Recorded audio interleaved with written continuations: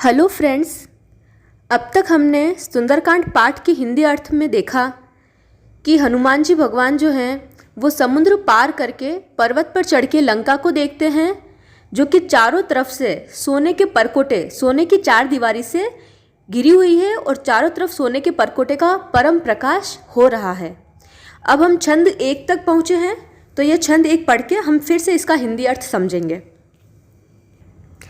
कनक coat विचित्र मणिकृत सुंदराय तनागना, चहु हट्ट हट्ट सुबट्ट बीथी चारुपुर बहुविधि बना। गज बाज खच्चर निकर पदचर रथ बरूथनी को गने, बहुरूप निशिचर जूथ अतिबल सैन बरनत नहीं बने। कनक कोट, कनक सोना, कोट परकोटा, सोने का परकोटा। विचित्र मणिकृत, विचित्र मणि, मणियों से जड़ा हुआ। सुंदराय तनाघना, सुंदराया बहुत सारे सुंदर सुंदर, तनाघना घर हैं। विचित्र मणियों से जड़ा हुआ सोने का परकोटा है और उसके अंदर बहुत सारे सुंदर सुंदर घर हैं। चहु हट्ट, चौराहे हैं। हट्ट, बाजार है। सुबट, रास्ते हैं। बीथी, गलियां हैं। चारुपुर, बहुत ही सुंदर नगर। बहुविधि बना, बहुत प्रकार से सजा हुआ। तो कैसा है? चौराहे हैं, बाजार है, सुंदर मार्ग हैं और गलियां हैं। सुंदर नगर जो कि बहुत प्रकार से सजा हुआ है। दोनों लाइन वापस कर लेते हैं एक बार।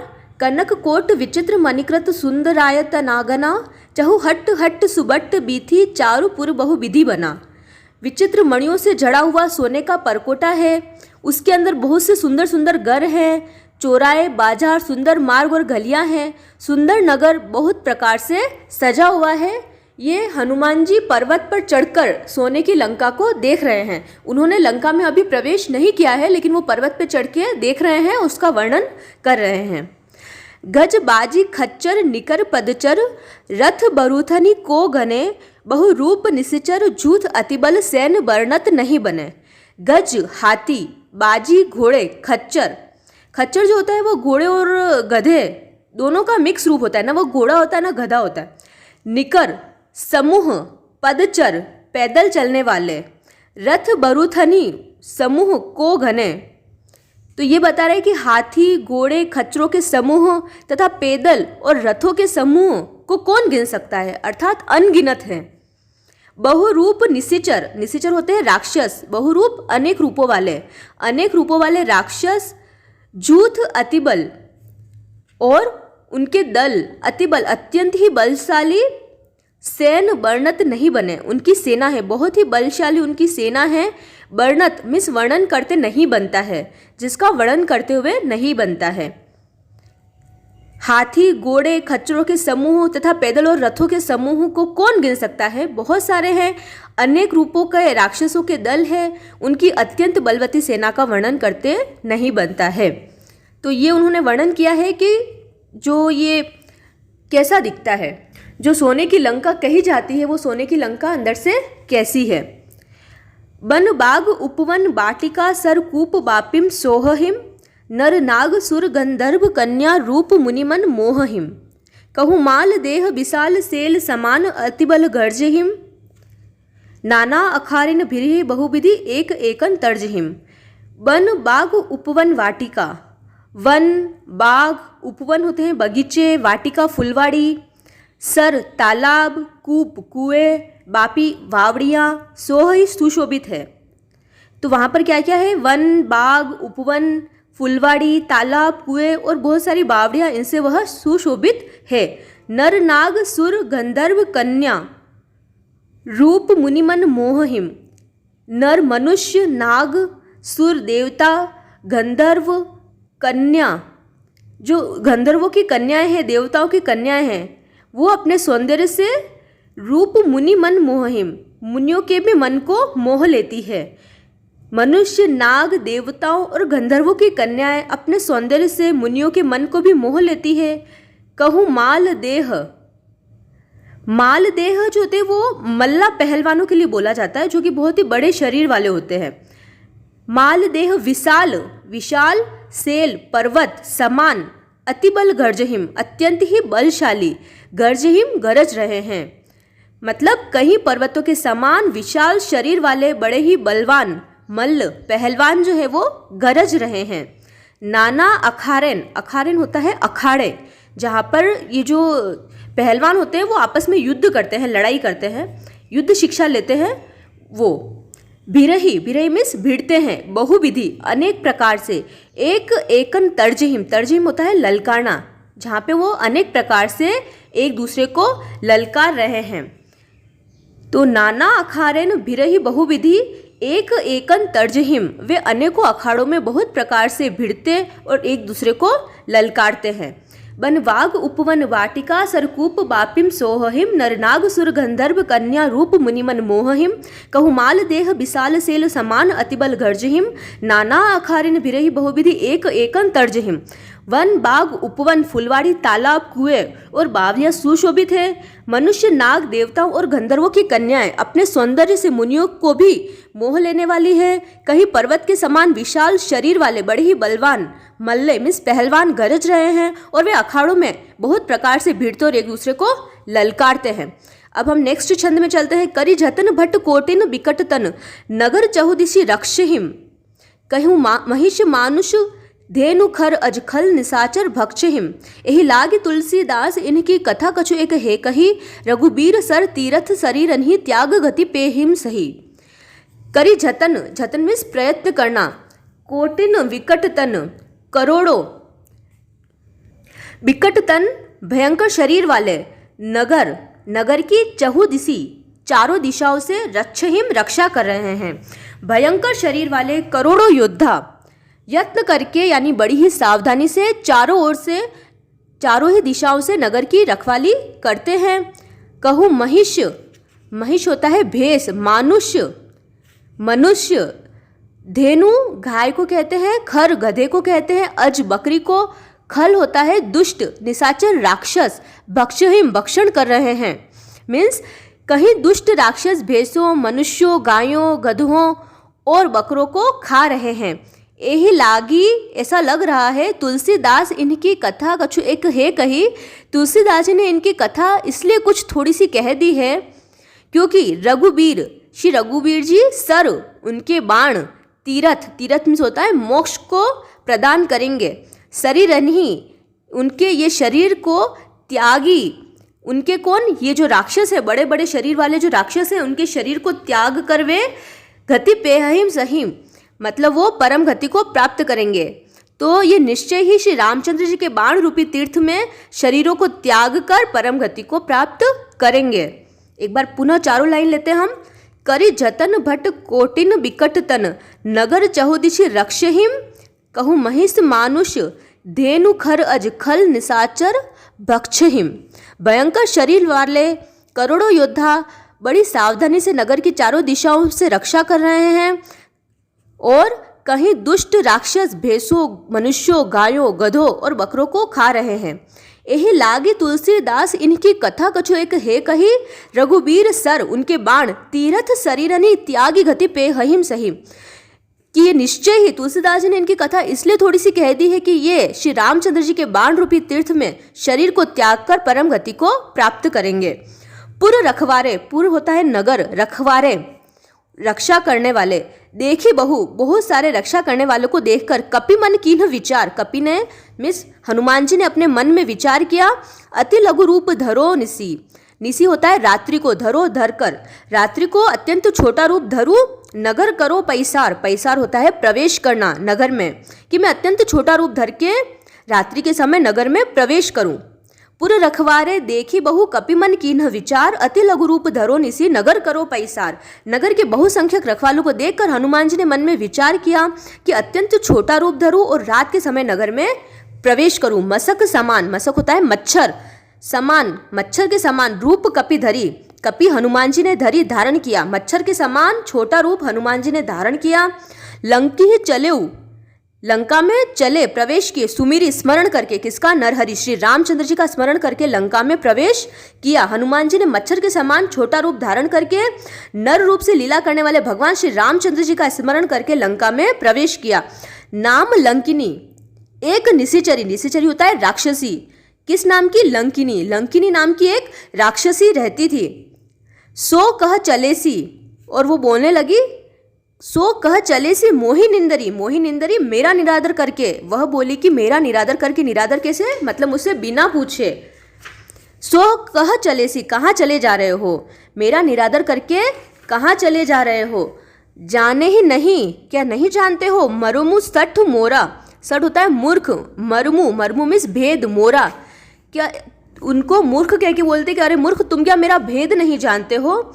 मोर आहार जहाँ लगी चोरा, वो कहते हैं कि यहाँ जितने भी चोर हैं, जहाँ लगे यहाँ पर जितने भी चोरा चोर है, मोर आहार, आहार होता है भोजन, वो सब मेरे भोजन है। कि हे मूर्ख तूने मेरा भेद नहीं जाना क्या, जहाँ तक जितने भी चोर है वे सब मेरे आहार है। मुठिका एक महाकपि हनी, मुठिका होता है मुट्ठी बांध करके, महाकपि हनी, हनी मीन्स होता है उनके जबड़े पर, किसके जबड़े पर, उस लंकिनी के जबड़े पर। महाकपि हनुमान जी ने उसको एक घूसा मारा। रुधिर बमत, बमत मीन्स होता है बहने लग जाना या उसकी उल्टी करना। रुधिर रक्त की, रक्त का बहने लग जाना। धरणी धनमणि, धनमणि मतलब होता है लुढ़क पड़ना। धरणी होता है हमारी धरती माता, पृथ्वी के लिए कहते हैं। तो ये बात है कि मुठिका एक महाकपि हनी, रुधिर बमत धरणी धनमणि। महाकपि हनुमान जी उनको एक घूसा मारते हैं और जिससे वो क्या करती है कि खून की उल्टी करती है और पृथ्वी पर लुढ़क पड़ती है, या फिर हम यूँ कह सकते हैं कि वो बेहोश हो जाती है। पुनि संभारी, संभारी मीन्स संभल कर, पुनि मीन्स वापस, फिर वो वापस संभल कर उठी सो लंका, वो लंकिनी वापस से संभल कर खड़ी होती है। जोरी पानी कर, पानी हाथ, हाथ जोड़कर विनय सशंका, वह डर के मारे विनय विनती करने लगती है। वह लंकिनी फिर से अपने आप को संभाल कर उठी और डर के मारे हाथ जोड़कर विनती करने लगी। जब रावण ही ब्रह्म वर दीन्हा, रावण ही रावण को ब्रह्मा जी ने वर दीन्हा, वर दिया। चलत बिरंची, चलते हुए, बिरंची ब्रह्मा जी ने कहा, क्या कहा, कहा मोहि चिन्हा, तो उन्होंने मुझे यह पहचान बताई, किसकी, राक्षसों के विनाश की यह पहचान बता दी थी। वह लंकिनी फिर अपने आप को संभाल कर उठी और डर के मारे हाथ जोड़कर विनती करने लगी और बोली, रावण को जब ब्रह्मा जी ने वर दिया था तब चलते समय उन्होंने मुझे राक्षसों के विनाश की यह पहचान बता दी थी। क्या पहचान बता दी थी, कि जब कोई वानर आकर और तुझे घूसा मारे और तू बेहोश हो जाए तो समझ लेना यहाँ से ही राक्षसों के अंत का प्रारंभ हो गया है। बिकल होसी ते कपि के मारे, बिकल मीन्स व्याकुल हो जाना, किससे हो जाना, ते कपि के मारे, एक बंदर के मारने से अगर तू व्याकुल हो जाए, तब जानेसु, तब जान लेना, क्या जान लेना, निशिचर संगारे, संगारे मीन्स संहार, निशिचर राक्षसों का, तब तू जान लेना कि अब राक्षसों के संहार का शुरू हो चुका है। तात मोर, तात मीन्स हे तात, हे श्रीमान, मोर अति पुण्य बहुता, मेरे अत्यंत पुण्य है। देखियो नयन, जो मैंने देखा है, नयन अपनी आंखों से देखा है, किसको, राम कर दूता, श्री रामचंद्र जी के दूत को मैंने अपनी आंखों से देखा है, ये मेरे बड़े पुण्य हैं। तात स्वर्ग अपवर्ग सुख, धरिय तुला एक अंग, तात ये हनुमान जी को जो है आदर पूर्वक संबोधन करके कह रहे हैं कि हे तात, स्वर्ग अपवर्ग, अपवर्ग होता है मोक्ष, मतलब स्वर्ग और मोक्ष के सुख, धैर्य तुला एक अंग, तुला में होता है जो हमारी जो तुला होती है ना, जिसमें हम कोई भी चीज़ तोलते हैं, उस तुला के अंग एक पलड़े में अगर उन सारे सुखों को रख दिया जाए, हे तात, स्वर्ग और मोक्ष के सब सुखों को तराजू के एक पलड़े में रख दिया जाए, तूलन ताहि सकल मिली, सकल मिली मीन्स वे सब मिलकर भी तूलन ताहि नहीं तुल सकते, किसके बराबर नहीं तुल सकते, जो सुख लव सत्संग, लव मीन्स क्षण मात्र का, सत्संग क्षण मात्र के सत्संग से जो सुख मिलता है उस सुख की वो बराबरी नहीं कर सकते। तात स्वर्ग अपवर्ग सुख धरिय तुला एक अंग, तूल न ताहि सकल मिली, जो सुख लव क्षण मात्र के सत्संग। हे तात, स्वर्ग और मोक्ष के सब सुखों को तराजू के एक पलड़े में रख दिया जाए तो भी वे सब मिलकर दूसरे पलड़े पर रखे उस सुख के बराबर नहीं हो सकते जो कि क्षण मात्र के सत्संग से प्राप्त होता है। प्रबसी नगर, प्रबसी मीन्स प्रवेश करके, किसमें, नगर, नगर में प्रवेश करके कीजिए सब काजा, आप अपने सारे कार्य करिए। हृदय राखी, अपने हृदय में रखकर किसको? कौशलपुर राजा, कौशलपुर प्रदेश के राजा, कौशलपुर जो प्रदेश है उसी में अयोध्या नगरी आती है, और उस अयोध्या नगरी के राजा श्री राम हैं। तो श्री रामचंद्र जी को अपने हृदय में रखकर आप नगर में प्रवेश करके अपने सारे कार्य शुरू कीजिए। गरल सुधा, गरल होता है विष, सुधा, सुधा है अमृत, रिपु, रिपु दुश्मन, करहि मिताई, उसके लिए हो जाता है मित्र। तो ये कह रहे हैं कि उसके लिए विष अमृत हो जाता है, जिससे शत्रु मित्रता करने लगते हैं। गोपद सिंधु, गोपद गाय के पैरों की खुर, जो मेन गाय के पैर का नीचे का जो तलवा होता है जिसे हम खुर कहते हैं। सिंधु समुद्र, अनल अग्नि, शीतलाई, शीतलता आ जाती है। तो ये कहना चाह रहे हैं कि उसके लिए विष अमृत हो जाता है, शत्रु मित्रता करने लगते हैं, और समुद्र गाय के खुर के बराबर हो जाता है, और अग्नि में शीतलता आ जाती है। किसके लिए? जिसके हृदय में श्री रघुनाथ जी रहते हैं। तो अब ये कहना चाह रही है कि अयोध्यापुरी के राजा श्री रघुनाथ जी को अपने हृदय में रखते हुए आप नगर में प्रवेश करके सब काम कीजिए। और चूंकि आप श्री राम जी के दूत हैं, तो जिसके हृदय में श्री रामचंद्र जी है उसके लिए विष अमृत हो जाता है, शत्रु मित्रता करने लगते हैं, और समुद्र जो कितना बड़ा समुद्र है वो गाय के खुर के बराबर हो जाता है, और अग्नि में भी शीतलता आ जाती है। गरुड़ सुमेरु रेणु समताही, और हे गरुड़ जी, यहाँ गरुड़ जी को संबोधन करते हुए कहते हैं कि सुमेरु रेणु समताही, सुमेरु मीन्स सुमेरु पर्वत का नाम है एक, सुमेरु पर्वत उसके लिए रेणु समताही, रेणु मतलब रज के समान, मिट्टी के कण के समान हो जाता है। राम कृपा, श्री रामचंद्र जी की कृपा करी चितवा जाही, चितवा मीन्स देख लेता है, जाही जिसको भी, मतलब जिसने भी श्री रामचंद्र जी एक बार, जिसने श्री रामचंद्र जी ने जिस पर एक बार कृपा करके देख लिया, उसके लिए हे गरुड़ जी सुमेरु पर्वत भी रज के समान, मिट्टी के कण के समान हो जाता है। अति लघु रूप धरेउ हनुमाना, अति लघु रूप, अत्यंत ही छोटा रूप धरेउ, धर करके श्री हनुमान जी पेठा नगर, पेठा प्रवेश करना नगर के अंदर, सुमिरी भगवाना, सुमिर स्मरण करके किसको? भगवान को। तब हनुमान जी ने बहुत ही छोटा रूप धारण किया और भगवान का स्मरण करके नगर में प्रवेश किया। मंदिर मंदिर प्रतिकर शोधा, देखे जहत अग्नित जोधा, मंदिर मंदिर प्रति प्रत्येक करी शोधा, खोज की, देखे जहतः यहाँ वहाँ देखा, अग्नित जोधा असंख्य योद्धाओं को देखा। गयो दशानन मंदिर माही, फिर वह गयो गया, दशानन, दशानन रावण के मंदिर महल के अंदर, माही अंदर गया। अति विचित्र, बहुत ही विचित्र था, कहीं जात सु नाही, जिसका वर्णन नहीं किया जा सकता। तो हनुमान जी ने एक एक मतलब प्रत्येक महल की खोज की, जहाँ तहाँ असंख्य योद्धा देखे, फिर वे रावण के महल में गए, वह अत्यंत ही विचित्र था जिसका वर्णन नहीं किया जा सकता। मीन्स बहुत ही आलीशान, जिसे हम वीआईपी कहते हैं, वीवीआईपी, वैसा महल था उसका। शयन किए देखा कपि तेहि, शयन मीन्स सोते हुए, शयन करते हुए, देखा, देखा किसने देखा? कपि, कपि ने देखा, हनुमान जी ने देखा, तेहि मीन्स उनको।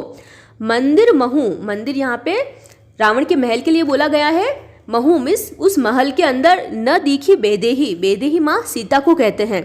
तो उस महल के अंदर माँ सीता को उन्होंने नहीं देखा, मतलब उन्हें माँ सीता नहीं दिखाई दी। भवन एक पुनि दीख सुनावा, भवन एक, फिर उनको एक और महल दिखा। हरि मंदिर, वहाँ पर क्या था? हरि का मंदिर था, भगवान का एक अलग मंदिर था।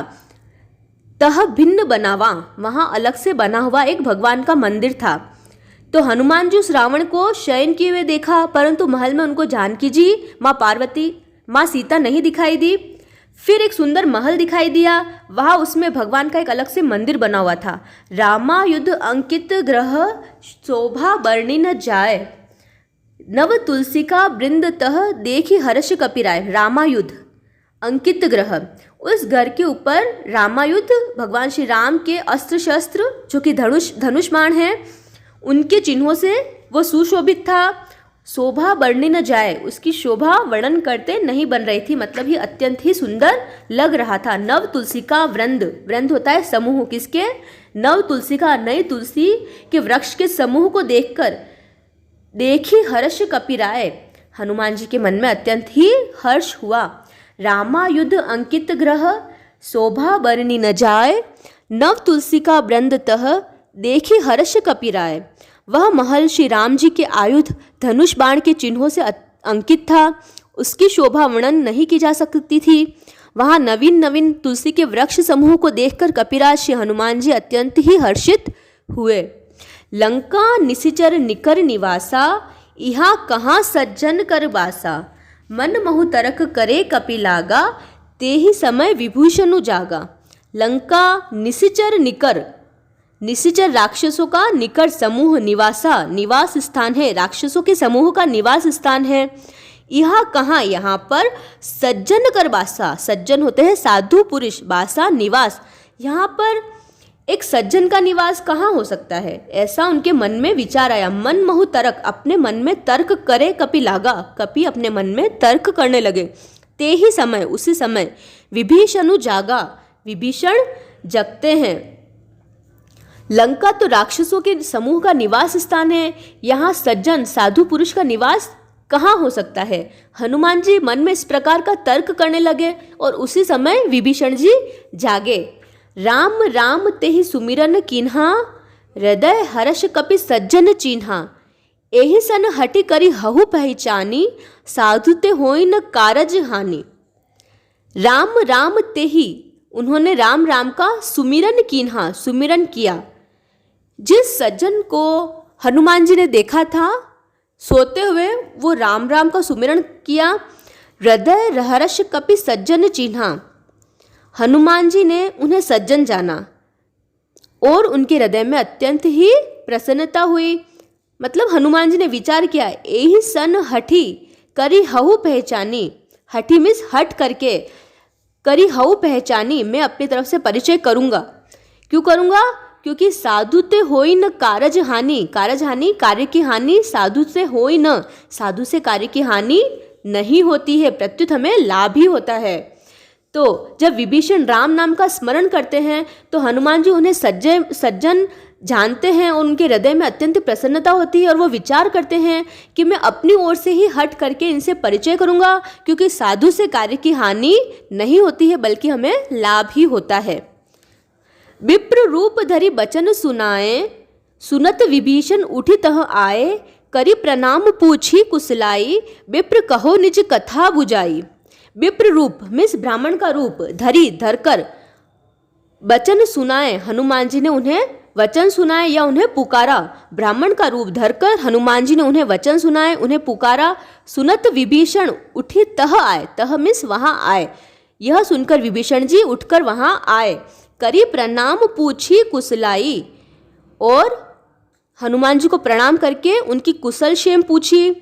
विप्र कहो, विप्र मीन्स ब्राह्मण, कहू कहो निज कथा बुझाई, अपनी कथा कहो मीन्स आप क्या किस पर्पस से आए हो वो हमें बताओ। तो हे ब्राह्मण देव, आप अपनी कथा हमें समझाइए। कि तुम हरिदासन मह कोई, कि क्या तुम हरिदासन, हरि के भक्तों में से मह कोई एक हो। मोरे हृदय प्रीति अति हुई, मेरे हृदय में अत्यंत ही हर्ष हो रहा है। कि तुम राम दीन अनुरागी, या फिर तुम राम ही हो, दीन अनुरागी जो कि दिनों से प्रेम करने वाले हो। आयहु मोहि करण बड़ भागी, कि मेरा जो है वो भाग्य बड़ भागी, मुझे बड़ा ही भाग्यवान बनाने के लिए आप यहाँ पर मुझे दर्शन देने के लिए आए हैं। मतलब मुझे घर बैठे दर्शन देकर आप मुझे कृतार्थ करने आए हों। तो ये कह रहे हैं, क्या आप हरि भक्तों में से कोई है, क्योंकि आपको देखकर मेरे हृदय में अत्यंत प्रेम उमड़ रहा है। अथवा क्या आप दिनों को प्रेम करने वाले स्वयं श्री राम जी हो, जो मुझे बड़भागी बनाने के लिए, घर बैठे दर्शन देने के लिए यहाँ आए हो, मुझे कृतार्थ करने के लिए यहाँ पर आए हो। तो फ्रेंड्स, हमने देखा कि हनुमान जी अब लंका में प्रवेश कर चुके हैं और विभीषण से उनका मिलना हो गया है। अब उनका जो वार्तालाप होता है, इसके आगे का जो उनका संवाद है वो हम नेक्स्ट वीडियो में देखेंगे। तो तब तक के लिए अगर आपको वीडियो पसंद आई हो तो इसे लाइक करना, अपनी फैमिली फ्रेंड्स के साथ शेयर करना